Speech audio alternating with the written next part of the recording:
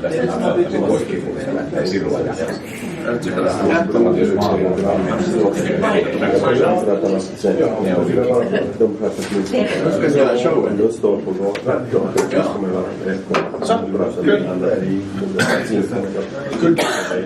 As you can see, our team, this is like the modern times in the company. When you wake up tomorrow, half of the personnel is gone, which happened to us as well. And I'm still hanging there, but my frequency of my voice has gone lower a few octaves, as you can see. Did you fire them, or actually the survival of the fittest? Yes. Downsizing is a reality. Yeah. But we start to be anorectic now, so... We've heard that before, you know. We have 3 headlines under which we have gathered some observations which we have boiled down during the course of these days and our lives as well, of course. Just to give you an overview of what we thought originally before we set into the venture of exploring the surroundings of Oslo. One thing was how to turn up the clock speed, then about transparency and communication within the company to make the mental mindset a bit different, and then about how to end up with something below the bottom line which is not colored in red. And then on we went.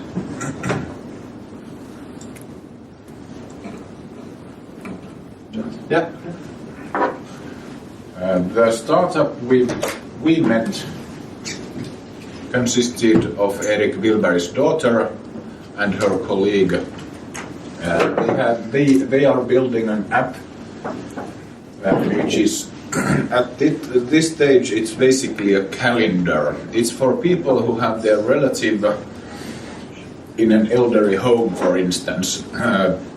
One of the other one of the women had her mother having Alzheimer's. Yeah, having Alzheimer's, and she was in this caretaking home, and that kind of that gave the idea for the app that it's a calendar that says what has been happening with the mom and what's going to be on next. And the nurse will fill in some information, and the relative can see, okay, she's been given this and this, and tomorrow she'll receive this and this.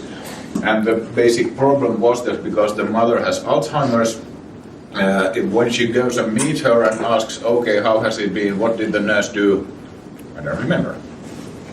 No possibility to know what's going on. And the same, of course, they expanded and they went on to thinking about kids in daycare or kindergarten or other kind of stuff.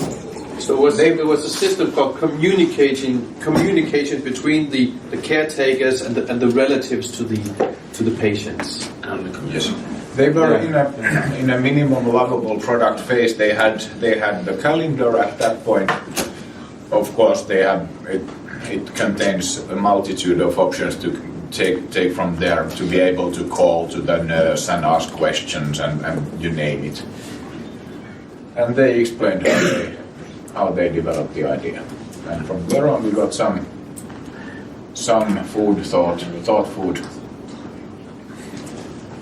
This is something that, was it Anders who talked about this, or the very first VG guy? As you can see, I'm a little soft by now. But this has been told us, and the startup kind of gave some meat around the bones on this. So this was a perfect example of having a context which was a person having a relative somewhere. The idea didn't start with painting focus groups. Okay, this app will go to these 38 to 40-year-old women living in the surroundings of Oslo doing this and that, but it's around the context of having a relative in a caretaking facility.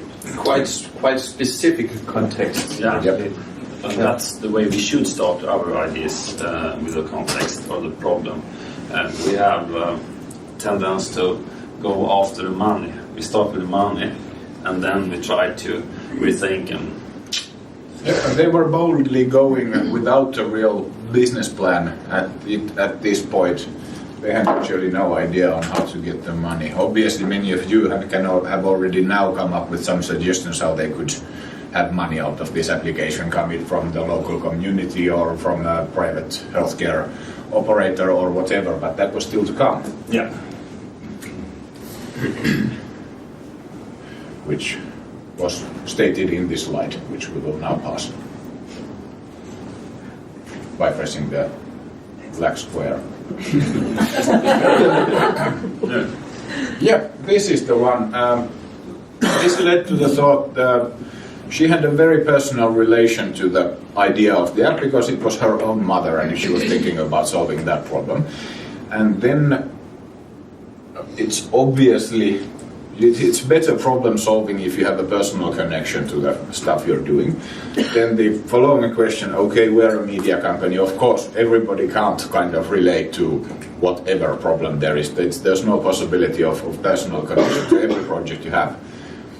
But on the other hand, you might say that it is very well possible. Have you gone through every employee in your company asking, okay, what are your personal stuff you are interested in that could maybe help you elaborate on this?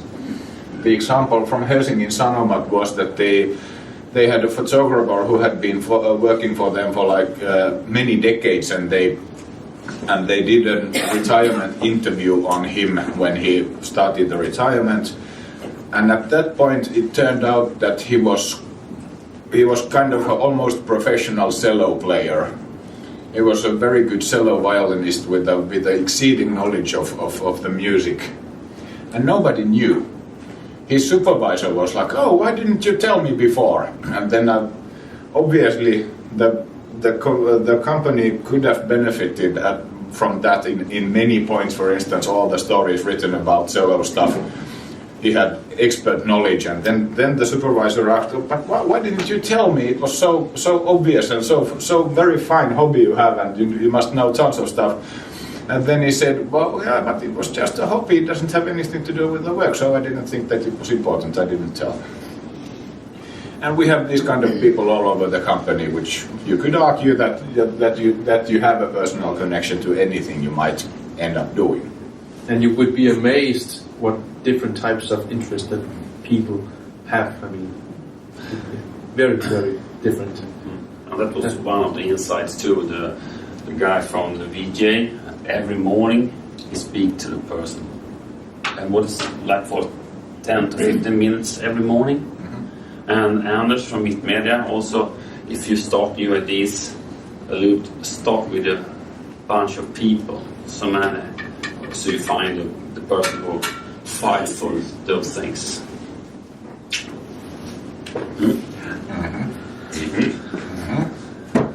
This is pretty obvious when we have chewed on this.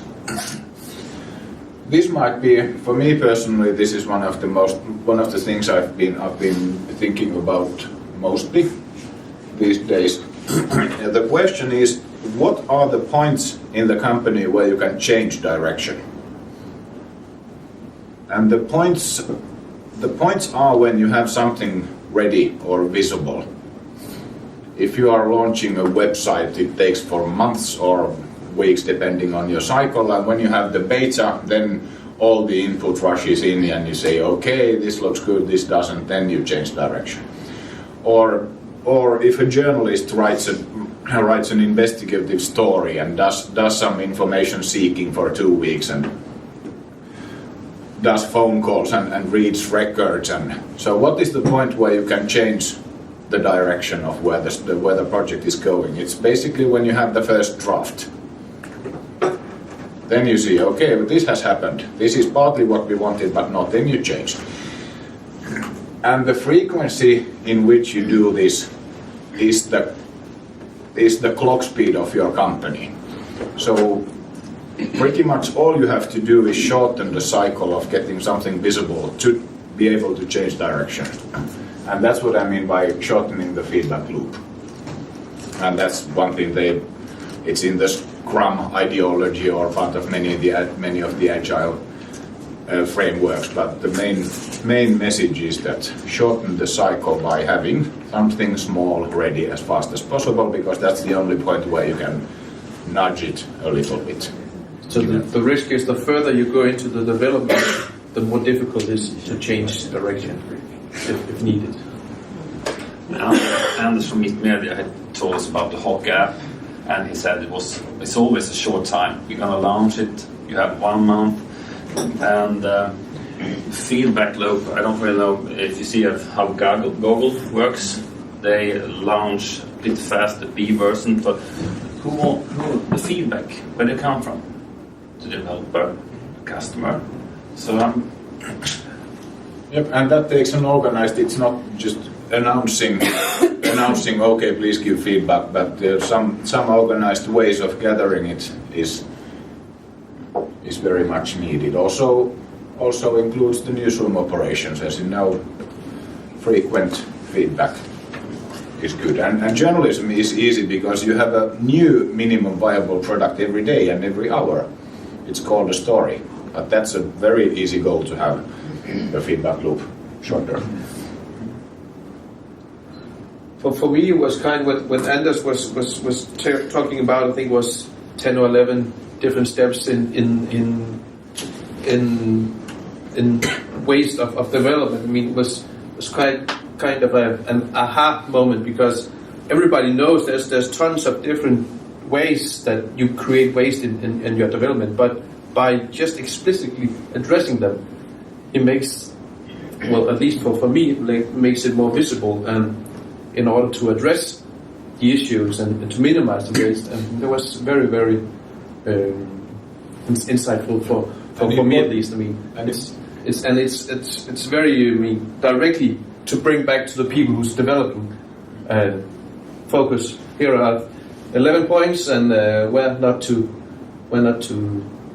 create waste.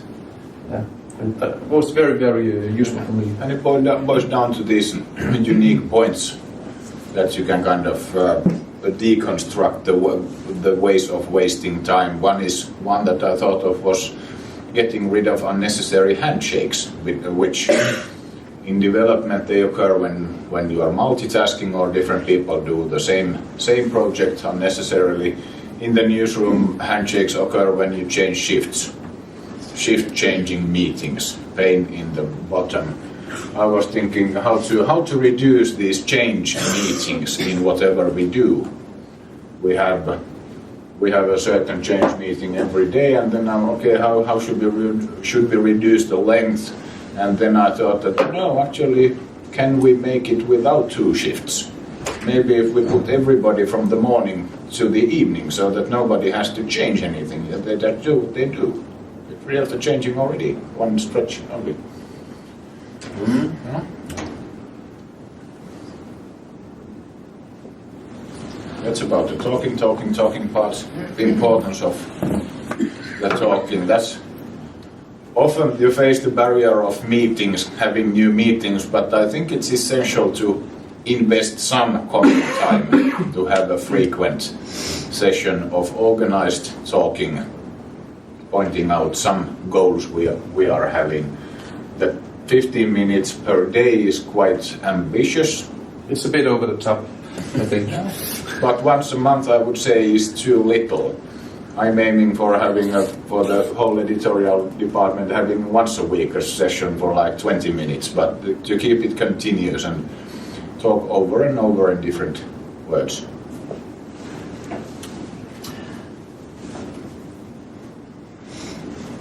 that movie we thought was really good. But one thing we should take back to the paper house and show everyone. We'll have a joint operation of having Finnish subtitles to the movie, and we can then show it all over the place, and you can pretty much provide the subtitles, and so it's a deal. We'll have it by Monday.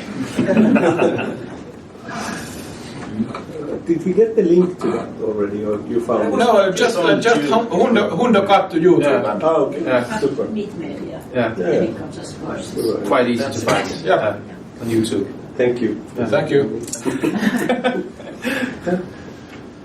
it's funny how small portion of the presenters realize that this is a screen that doesn't show the red spot. Yeah. That's why they have this. And the other guy, but he bruised the screen on the other hand. I was terrified as well. But any comments? Quietish. Yeah. Very good. Thank you. I have a couple of questions if you don't have any questions. Sorry. I thought it was interesting that what you mentioned, that context beats target group. And I think that's a very important insight, because that's definitely true. If they would have started up, looking at target groups, that would not have been an interesting product they would come up with, probably. Yeah, true.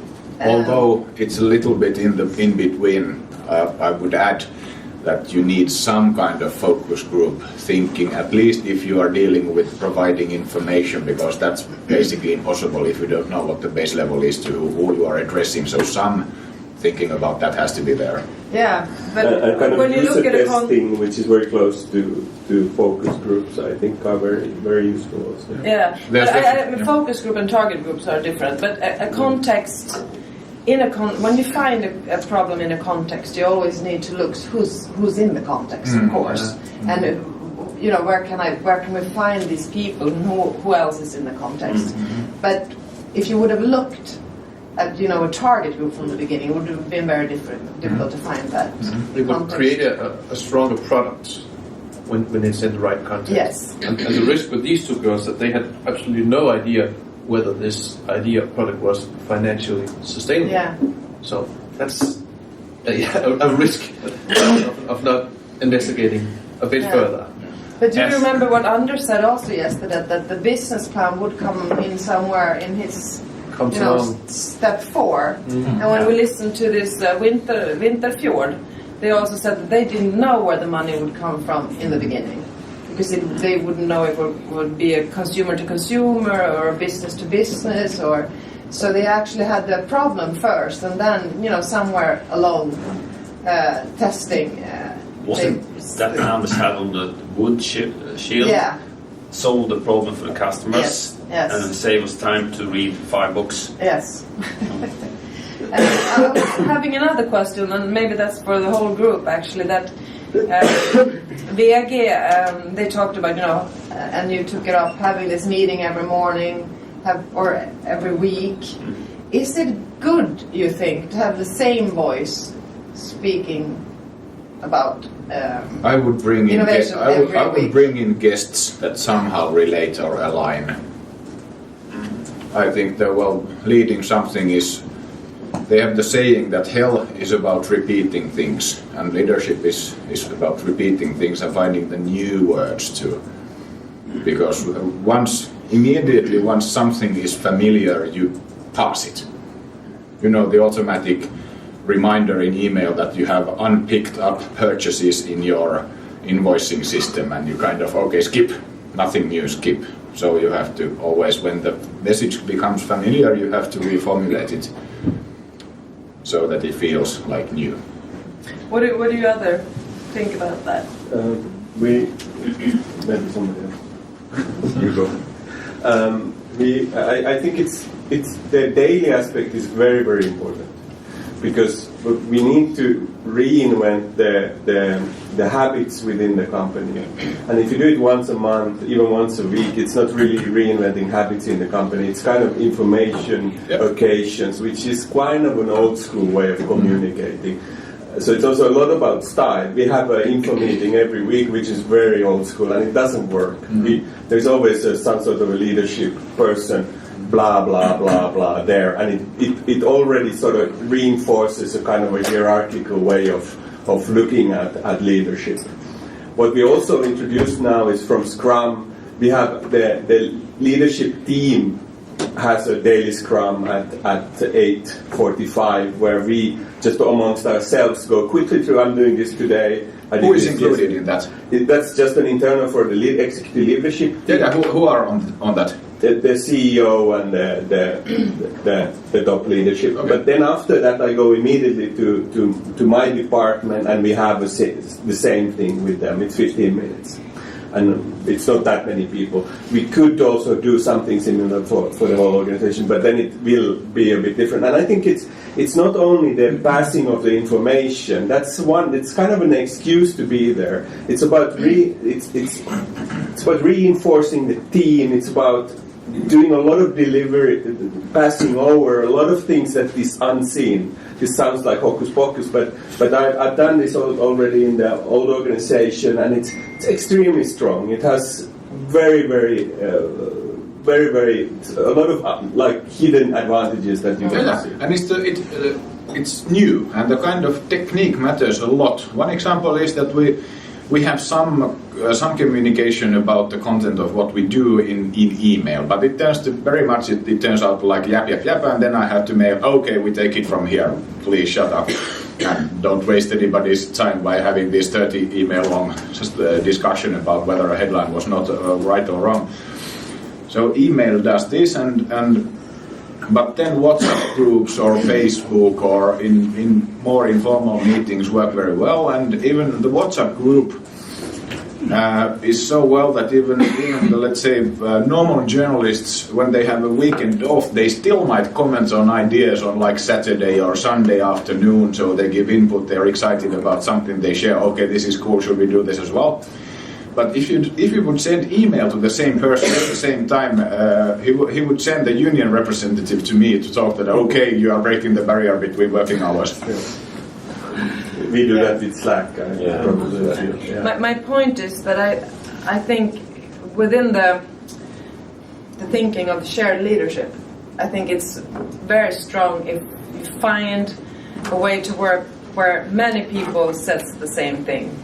That's kind of like the network way to work, and it might be stronger if you are, many different people from different places in the organization speaking the same, living the same story. So that's kind of like that's kind of what I had when he was speaking, that it's very much upon his person, and it's very much one person show. And I don't think that the change that the media needs now is a one-man show. And I think it could be important to lift up, because that's part of the shared leadership. Take someone else, bring up other people, share the way to work, and share the my metaphor is that the one-man show is the heroic tenor, the super tenor singing once in a while, but what we need is more like a gigantic choir, like 90 people singing slightly different voices, but the general song is kind of the same. And the voice is stronger. I don't think he is stand up alone all the time. Don't you think he work like a talk show, like a host? I don't know. We should go and see.